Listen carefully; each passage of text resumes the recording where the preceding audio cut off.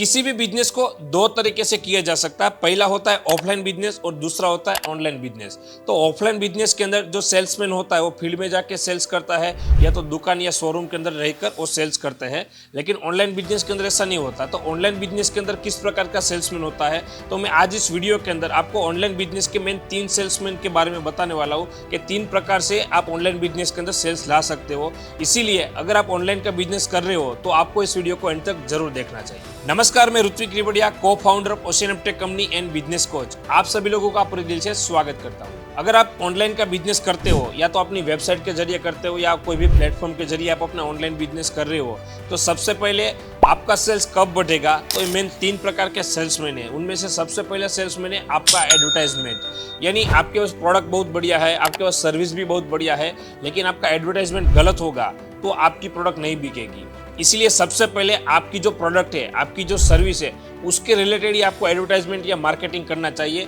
आपकी एडवर्टाइजमेंट से आपके कस्टमर को पता लग जाना चाहिए कि आप किस प्रोडक्ट की एडवर्टाइजमेंट कर रहे हो या आपकी प्रोडक्ट का बेनिफिट क्या है, किसके बारे में आप बात कर रहे हो। जब तक आपके एडवर्टाइजमेंट से आपके कस्टमर को आपके बिजनेस के बारे में पता नहीं लगता, तब तक आप कितना भी पैसा मार्केटिंग में डालो, कितना भी पैसा आप एडवर्टाइजमेंट में खर्च कर लो, लेकिन आपका सेल्स कभी भी नहीं बढ़ेगा। इसीलिए ऑनलाइन के बिजनेस के अंदर आपकी जो एडवर्टाइजमेंट है उसके ऊपर आपको बहुत ज्यादा फोकस करना चाहिए। दूसरा है आपका कस्टमर एक्सपीरियंस। आप ऑनलाइन मार्केटिंग करके या किसी भी प्लेटफॉर्म के जरिए आप अपने कस्टमर को आपकी वेबसाइट तक तो ला देते हो, लेकिन वहां से कस्टमर प्रोडक्ट क्यों नहीं परचेस करता? क्योंकि आपकी वेबसाइट के ऊपर बहुत ज्यादा मिस्टेक होती है। जब कस्टमर आपकी वेबसाइट के ऊपर आते हैं तब उसको प्रोडक्ट के बारे में प्रॉपर इन्फॉर्मेशन नहीं मिलती, प्रोडक्ट किसके बारे में है, उसका बेनिफिट क्या है, उसके बारे में कस्टमर को पता नहीं लगता और कस्टमर बहुत कंफ्यूज हो जाता है और फाइनली आपकी प्रोडक्ट को परचेस नहीं करते। इसीलिए आपका जो प्लेटफॉर्म है, आपकी जो वेबसाइट है, वो आपको ऐसे बनानी चाहिए कि कोई भी कस्टमर आपके प्लेटफॉर्म के ऊपर आते हैं तो उसको सब कुछ इजीली मिल जाना चाहिए। सबसे पहले तो प्रोडक्ट की फोटो अच्छी होनी चाहिए,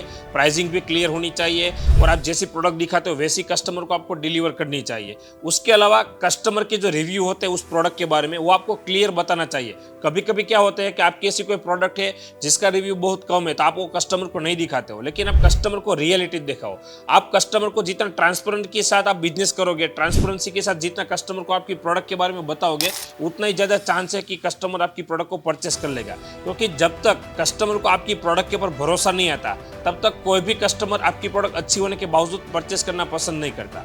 इसीलिए आपको याद रखना है कि कस्टमर जो चाहता है, कस्टमर को इजीली कैसे मिल सकता है, उसके ऊपर आपको काम करना चाहिए। उसी के हिसाब से आपकी वेबसाइट या आपका कोई भी प्लेटफॉर्म है उसको आपको डिजाइन करना चाहिए। तीसरा है आपका पेमेंट मेथड। कोई भी कस्टमर आपकी एडवर्टाइजमेंट देखकर आपके प्लेटफॉर्म तक तो आ गए, उसके बाद आपकी प्रोडक्ट के बारे में उन्होंने देखा, अच्छा रिव्यू था, अब कस्टमर प्रोडक्ट परचेस करना चाहते हैं, लेकिन उसके बाद जब वो कस्टमर पेमेंट करने के लिए जाते हैं तो वहां पे पेमेंट करने का ऑप्शन बहुत डिफिकल्ट होता है, कस्टमर को समझ में नहीं आता। आपका जो पेमेंट सिस्टम है वो आपको बहुत सरल रखना चाहिए। 1 या 2 स्टेप के अंदर कस्टमर को आसानी से पेमेंट हो जाए, ऐसी आपकी सिस्टम होनी चाहिए।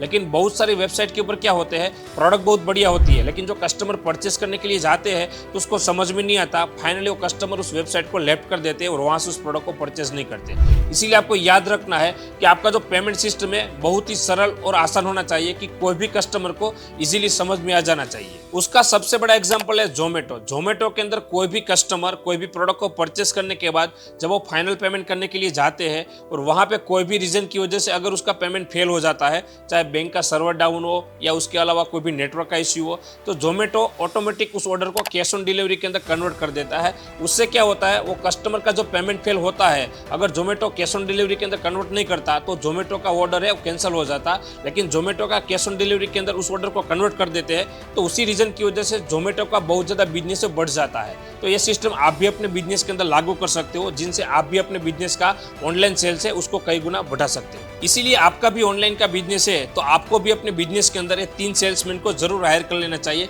जिनसे आपका बिजनेस कई गुना बढ़ा सकते हो। और ऐसे वीडियो देखने के लिए मेरी चैनल को सब्सक्राइब जरूर कर लेना, क्योंकि मेरी चैनल के ऊपर मैं अलग अलग बिजनेस की केस स्टडी रेगुलर लाता रहता हूँ, जिनसे आपको बहुत ज्यादा नॉलेज मिल सकता है। और ये वीडियो आपको पसंद आया है तो वीडियो को लाइक और शेयर करना मत भूलना। और ऐसे नए बिजनेस लर्निंग के साथ मिलेंगे अगले वीडियो में।